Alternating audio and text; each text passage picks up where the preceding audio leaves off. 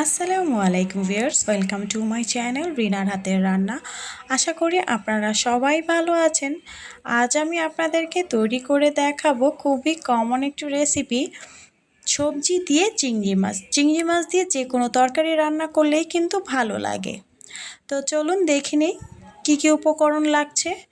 আমি এখানে পেঁপে নিয়েছি 1/4 ভাগ, আলু নিয়েছি মাঝারি সাইজের 2টি, লাউ নিয়েছি 1/4 ভাগ, পটল নিয়েছি 4টি, আর নিয়েছি মিষ্টি কুমড়ো 1 কাপ। আপনারা চাইলে এখানে আরও কিছু সবজি অ্যাডও করতে পারেন বা বাদও দিতে পারেন। নিয়েছি 1 কাপ বেগুন। তো এখন রান্নাটা বসিয়ে দিব। চুলায় একটি কড়াই বসিয়ে দিয়েছি। কড়াইটা গরম হয়ে আসলে এখানে আমি দিয়ে দিব 1/3 কাপ সয়াবিন তেল।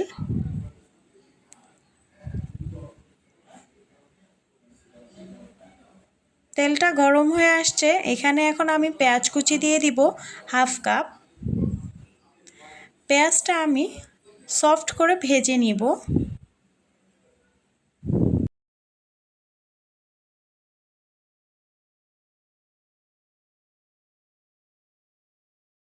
এই পর্যায়ে এখানে আমি দিয়ে দিব চিংড়ি মাছ। আমি এখানে বড় চিংড়িগুলো নিয়েছি, আপনারা চাইলে ছোট ছোট চিংড়ি দিয়েও করে নিতে পারেন। এখন চিংড়ি মাছটা পেঁয়াজের সাথে ভেজে নিব।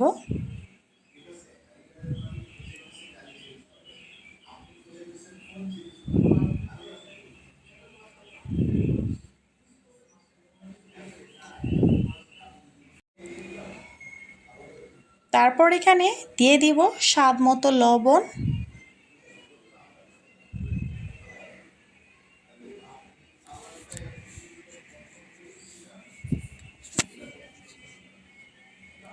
লবণ দিয়ে এটাকে ভালোভাবে নেড়েচেড়ে মিশিয়ে নিচ্ছি।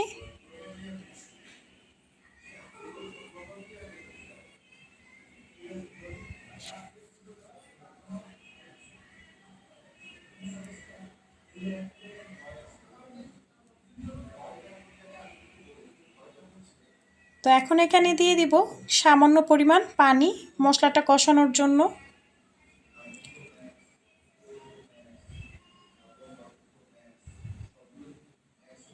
তো এখন এখানে দিয়ে দিচ্ছি হলুদের গুঁড়া 1 চা চামচ, মরিচের গুঁড়া 1 চা চামচ, ধনিয়ার গুঁড়া 1 চা চামচ। এখন এটাকে ভালোভাবে নেড়েচেড়ে মশলাটা আমি ভালোভাবে কষিয়ে নিব।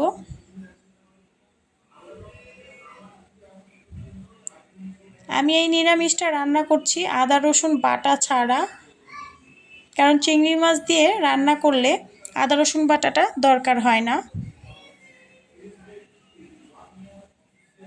তো মশলাটা ভালোভাবে কষানো হয়ে গেছে। তারপর এখন এখানে আমি আগে থেকে কেটে রাখা সেই সবজিগুলো দিয়ে দিব। আর যেসব সবজিগুলো সিদ্ধ হতে সময় লাগে সেগুলো আমি আগে দিয়ে দিয়েছি। এখন এই সবজিগুলো আমি ভালোভাবে কষিয়ে নিব। সবশেষে আমি বেগুন দিব, এখন বেগুন দিব না, আগে এই সবজিগুলো ভালোভাবে কষিয়ে নেব।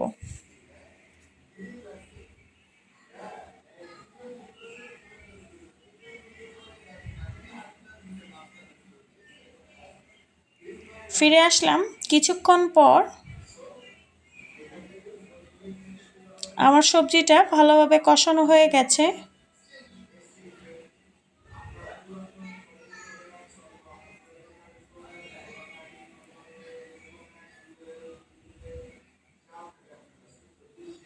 এখন দিয়ে দিব বেগুন।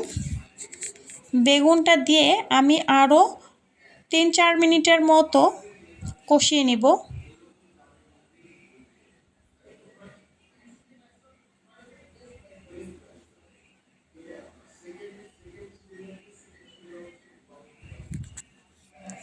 তো ঢাকনা দিয়ে ঢেকে এটাকে আরও 3-4 মিনিট কষিয়ে নিচ্ছি। ফিরে আসলাম 4 মিনিট পর।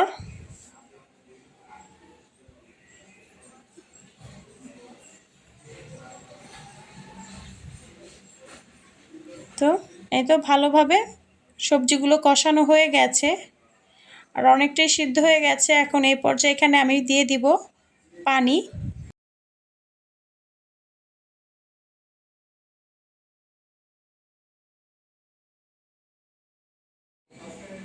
তো আমি এখানে 2.5 কাপ পরিমাণ পানি দিয়েছি।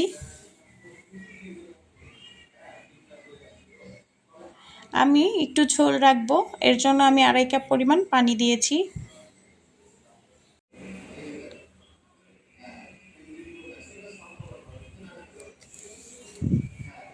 তারপর দিয়ে দিচ্ছি কাঁচামরিচ 4-5টি, আর দিয়ে দিব ছোট সাইজের একটি টমেটো। এখন এটাকে ভালোভাবে নেড়েচেড়ে ঢাকনা দিয়ে ঢেকে বলক আসা পর্যন্ত রান্না করে নিচ্ছি।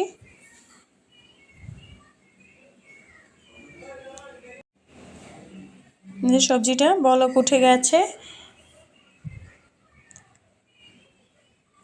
এখন চুলার আঁচটা মিডিয়ামে রেখে ঢাকনা দিয়ে ঢেকে আরও কিছুক্ষণ রান্না করে নেব। এই তো ফিরে আসলাম কিছুক্ষণ পর। সবজিটা রান্না হয়ে গেছে। আমি কিন্তু এরই মাঝে কয়েকবার নেড়েচেড়ে দিয়েছি যে পেঁপেটা একদম সিদ্ধ হয়ে গেছে। তো এখন সবশেষে এখানে আমি দিয়ে দিব ধনিয়া পাতা কুচি। ধনিয়া পাতা কুচি দিয়ে এটাকে আমি 1-2 মিনিটের মতো নেড়েচেড়ে নামিয়ে ফেলবো। দিয়ে দিলাম ধনিয়া পাতা কুচি। নেড়েচেড়ে 1-2 মিনিট পরেই নামিয়ে ফেলবো। তো সবজিটা কিন্তু পুরোপুরি রান্না হয়ে গেছে। নতুন নতুন রাঁধুনি কিংবা প্রবাসী ভাইয়ারা কিন্তু এভাবে সবজিটা রান্না করে দেখবেন, খেতে কিন্তু ভালোই লাগে। এখন এটাকে পরিবেশন করব। রান্না হয়ে গেল মজাদার চিংড়ি মাছ দিয়ে সবজি। নতুন নতুন রাঁধুনি ও প্রবাসীর ভাইয়ারা কিন্তু অবশ্যই ট্রাই করবেন। আর আমার এই রেসিপিটি যদি আপনাদের ভালো লেগে থাকে তাহলে অবশ্যই লাইক, কমেন্ট অ্যান্ড সাবস্ক্রাইব করবেন। পাশে থাকা বেল আইকনটি প্রেস করে রাখবেন।